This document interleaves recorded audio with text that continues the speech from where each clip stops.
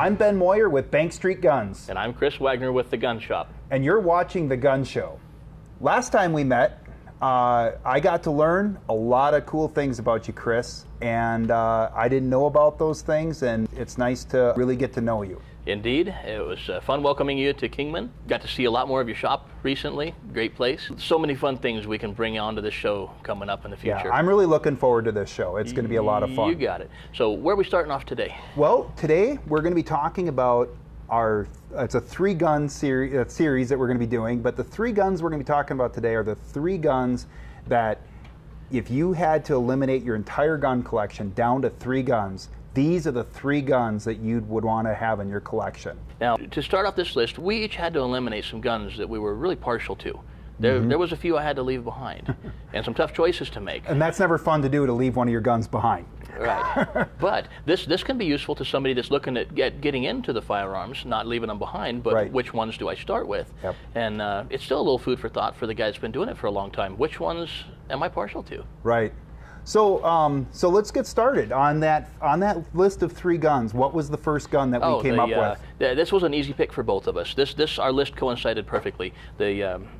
The ever essential 1022. The Ruger 1022. A plinker of some sort is you got to have it. And to me, when it comes to plinkers, the 1022 is king. Right. And I agreed with you very quickly on this gun. It was on the top of my list as soon as you had mentioned it. And as you can see, I've got one here from 1978.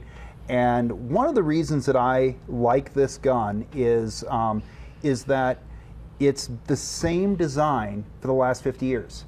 And it's got the same action, the same trigger. Everything in this gun is almost identical to a brand new gun that we would have just purchased today. Yeah, indeed. That gun warms my heart. My first gun when I was 8 years old was a Ruger 1022. It was this beautiful walnut stock. Now, it probably wasn't as beautiful as yours. It was a good donor for getting trimmed down and sized for an 8-year-old. But that's just a gorgeous, gorgeous gun. You don't see those beautiful walnut stocks except for on the exclusive guns that we see sometimes come up. Otherwise, you see the birch, and they're still beautiful. Brings them down into the realm of affordable for the new shooter and the budget shooter, the working man. Yep. Now, as you said, same gun today. Although they've changed very little, they have had a couple of really neat innovations, like this guy right off the shelf. The takedown, yes. With a takedown. Yep. Very cool backpacker's gun. This is a backpacker's gun that sacrifices nothing in quality, nothing in accuracy. Correct. They come with a cool little pack to stick them in, yep. and you get all of the versatility of a 1022. Right.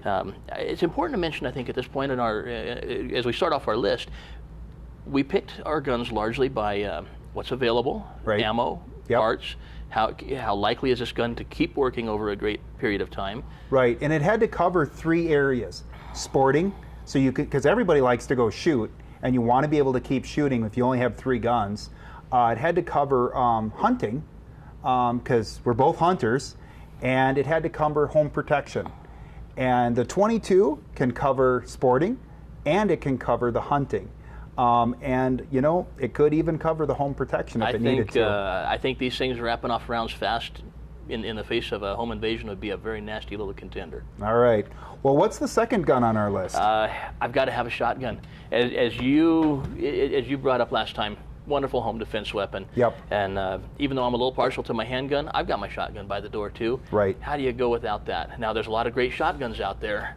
Here's one that I've always been particular to. The 870. It was a tough choice. You mentioned the Mossberg 500. Right. Tried and true gun, police gun, yep. military gun. But in the end, we settled on the Remington being just a little bit sturdier. Right. Easy to find parts for. Because there's a million of them around. If you ever need them. Right. Very few broken Remingtons cross my path. Yep. And of course, ammo is everywhere. 12 yep. gauge, 20 gauge. 12 gauge ammo. It's cheap. Everywhere. It's available. And you get the bird shot, the buckshot for protection, and then you've got slugs if you have to shoot a slug. And so that covers your home protection, your sporting, and your hunting. Exactly. You got it. I have no doubt many a whitetail has died to a slug. I hope to try that someday. All right, so we have another gun on our list. It's the Glock 19. We had to have a pistol on our list, didn't we? I choked on this for a minute. I thought, you know, where's my centerfire rifle? I feel a little bit lost. I'm thinking my lovely 243, my 30-06, my wonderful 7mm. But ultimately, you know, I carry a gun every day of my life. Yep. It's you may not ever see it, but it's there. I always have my protection with me. So that was the tough part. I had to kick off my rifle in favor of my carry. And I was in the same boat. I had my favorite rifle that I wanted to add another rifle, but then we both talked about it and we said we got to have a pistol in there. So we came up with the Glock 19, and there was a couple reasons we did. We both talked about our favorite pistols, and it wasn't the Glock 19, was it? I'm not currently day-to-day carrying a Glock 19. I'm opting for an FN at the moment. And I'm not either. I'm carrying my SIG 938. I got to be fair and say, though, that the vast majority of carry guns now exist because of Glock. Glock was a revolutionizing force in the industry, and it would almost be a sin not to give them that nod. Right. And the reason we chose this is the Glock 19 is the compact version of the Glock 17, so it is still a carry gun, but it's going to be able to take the magazines of a Glock 17 or any other Glock 9mm gun that that's double stack magazines we can stick in here. They're more readily available, they're cheaper, the ammo's cheap to fire, and the gun is bulletproof. So yeah, indeed, it is small enough for carry. It's large enough for police work. Right. That's a good all-around gun. So, and our 3 areas again, we can hunt with it if we needed to. Not that it's a great hunting gun, but sporting, it's a fun gun to shoot, and definitely great home protection. That concludes the best 3. Next time on the best 3, we're going to be talking about ARs. Indeed, and there's a lot to talk about. For now, I'm Chris Wagner with The Gun Shop. And I'm Ben Moyer with Bank Street Guns. We'll see you next time.